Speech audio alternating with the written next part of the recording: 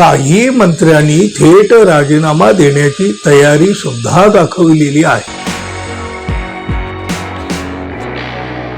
एक ना एक दिवस भारतीय जनता पक्ष शिंदे गटाला संपवून टाकणार, नामो निशाण मिटवून टाकणार, नेस्त नाबूद करणार असं अनेकांना वाटत आलेलं आहे, वाटत होतं.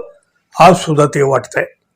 अगदी एकनाथ शिंदे यांनी जेव्हा उद्धव ठाकरेंची शिवसेना फोडून भाजपाशी सलगी केली तेव्हापासून लोकांचा हाच होरा आहे की एक दिवस नक्की येणार की भारतीय जनता पक्षाकडून एकनाथ शिंदे गट संपणार.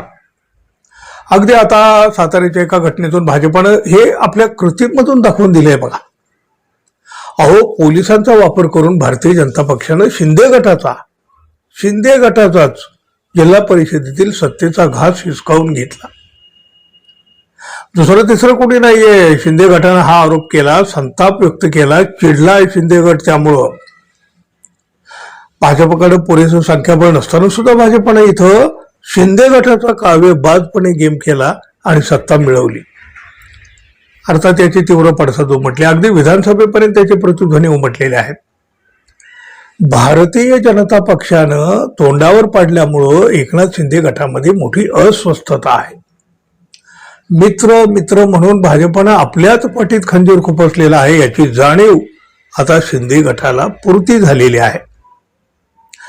सातारा जिल्हा परिषदेच्या निवडणुकीवरून योग्य ती कारवाई झाली नाही तर आम्ही राजीनामा देऊन टाकू अशी भूमिका, खर तर अशी संतप्त भूमिका शिंदे गटातील मंत्र्यांनी घेतली. भारतीय जनता पार्टीकडून शिंदे गटाची सतत गळचेपी केली जाते. त्यामुळं आता तरी काही ठोस भूमिका घेतलीच पाहिजे असा आग्रह या मंत्र्यांनी एकनाथ शिंदे यांच्याकडे धरला. त्यामुळं साताऱ्याच्या या निवडणुकीमधून भाजपा आणि एकनाथ शिंदे गट यांच्यामध्ये नेमकं कसं आणि किती बिनसलं आहे हे ठळकपणे उघडं पडलं. भारतीय जनता पक्ष आणि एकनाथ शिंदे गट या दोघातला वाद आता चांगलाच विकोपाला गेलेला आहे. याचं प्रदर्शन सुद्धा झालेलं आहे. अहो बघा, भाजपाकडं बहुमत नाही तरी सुद्धा भाजपानं अध्यक्षपदाच्या निवडणुकीमध्ये एकनाथ शिंदे यांची कोंडी करून स्वतः मात्र बाजी मारली. या निवडणुकीच्या दरम्यान पोलिसांबरोबर झालेल्या झटापटीमध्ये मंत्री असून सुद्धा शंभूराज देसाई यांना दुखापत झाली. त्याचबरोबर मंत्री मकरंद पाटील यांच्यासोबत सुद्धा पोलिसांची झटापट झाली हो. आणि मग यावरनं शिंदे गट आक्रमक झाला. काही मंत्र्यांनी थेट राजीनामा देण्याची तयारी सुद्धा दाखवलेली आहे. मंत्र्यांनाच पोलिसांकडून धक्काबुक्की होते. कमाल आहे. पोलीस सरकारचे त्याचे प्रमुख देवेंद्र फडणवीस आणि धक्काबुक्की मात्र त्यांच्याच मंत्र्यांना. आपले निवडून आलेले सदस्य मित्रपक्षाकडून पळवले जातात, सत्ता हिरावून घेतली जाते. मित्रपक्षाकडून सत्ताधारी मंत्र्यांना आणि आमदारांना मिळणारी दुय्यम वागणूक ही तर अगदी सहन करण्यापलीकडची आहे. मित्रपक्षच म्हणजे भारतीय जनता पक्ष, मित्रपक्षच आपले सदस्य फोडून सत्ता मिळवत आहेत आणि त्यासाठी साम दाम दंडभेद आणि पोलीस बळाचा सुद्धा वापर करीत आहे. साताऱ्यामध्ये शिवसेना आणि राष्ट्रवादी काँग्रेस युतीकडे बहुमत आहे, पण तरी सुद्धा भाजपानं दबाव तंत्राचा वापर केला.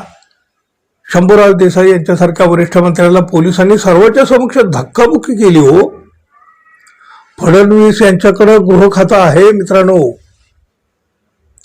आपल्या सदस्यांना मतदान करू दिलं जात नाही. असं होणार असेल तर मग सत्तेचा उपयोग तरी काय आहे. त्यापेक्षा राजीनामा देऊन सत्तेतून बाहेर पडलेलं बरं असा संताप या बैठकीमध्ये व्यक्त करण्यात आला एकनाथ शिंदे यांच्याजवळ, त्यांच्याच मंत्र्याकडून, आमदाराकडून. त्यामुळं हा वाद आता किती टोकाला गेलेला आहे. शिंदे गट आणि भाजपामध्ये आता नेमकं किती बिनसलेलं आहे याची तीव्रता स्पष्टपणे जाणवली. खूप झालं आता, चला उठा, सत्तेतून बाहेर पडूया, महायुतीतून बाहेर पडूया अशी आक्रमक भूमिका शिंदे गटाच्या आमदारांनी, मंत्र्यांनी घेतली. पण तरी सुद्धा एकनाथ शिंदे यांनी मात्र योग्य ठिकाणी आपली भूमिका मांडू असं सांगून आपल्या आमदारांना धीर देण्याचा प्रयत्न केला, पुन्हा एकदा आणि पुन्हा एकदा. भाजपाने शिंदे गटाचा कितीही कचरा केला ना तरी एकनाथ शिंदे काहीही करू शकत नाहीत मित्रांनो. किंवा कदाचित तशी व्यवस्था भाजपाने सुद्धा करून ठेवलेली असावी. शिंदे गटाची प्रचंड कोंडी भाजपानं केलेली आहे, पण तोंड दाबून भुक्क्याचा मार सहन करण्यापलीकडे शिंदे गटाच्या हातात काहीही उरलेलं नाही. शिंदे गट पुरता हतबल झालेला आहे. हे चित्र पुन्हा एकदा महाराष्ट्रानं पाहिलं. हतबलतेची वेळ एकनाथ शिंदे गटावर याआधी खूप वेळ आली हो. आता काय करणार एकनाथ शिंदे? फार फार तर दिल्लीला जातील, तक्रार करतील, यापेक्षा यामध्ये अधिक काही घडणार नाही ना हो. कुणीही कितीही संतप्त झालेलं असलं, नाराज झालेलं असलं, चिडलेलं असलं, रागावलेलं असलं तरी सुद्धा यातलं कुणी राजीनामा देणार नाही, कुणी सत्तेतून बाहेर पडणार नाही, कोणी महायुतीतून बाहेर पडणार नाही. रागावतील, गुरगुरतील आणि देवेंद्र फडणवीसांनी डोळे वठारले की सगळे चिडी चूप होतील.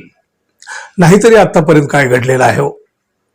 त्यामुळं एकनाथ शिंदे गटाला कचरा म्हणून घेण्याची किंवा जेवढाही त्यांचा कचरा होईल तो सगळं काही त्यांना सहन करण्याच्या पलीकडं आता कुठलाही पर्याय दिसत नाही.